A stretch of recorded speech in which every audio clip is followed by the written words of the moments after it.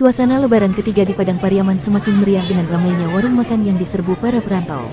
Salah satu tempat favorit yang menjadi tujuan utama adalah warung lontong gulai tunjang di Balai Baru, Kabupaten Padang Pariaman, Sumatera Barat, pada Rabu, tanggal 2 April tahun 2025. Warung ini terkenal dengan gulai tunjangnya yang kental dan kaya rempah.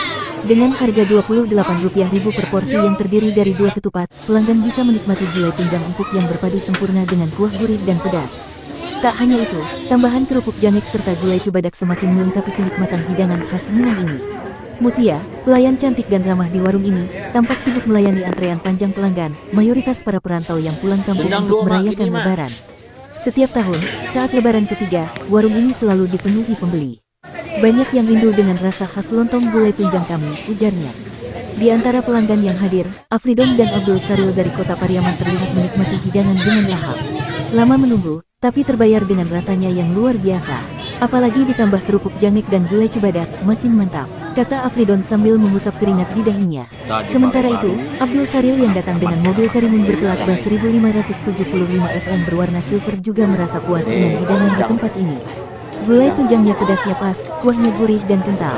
Ditambah teh hangat, benar-benar bikin puas, ujarnya dengan senyum lebar.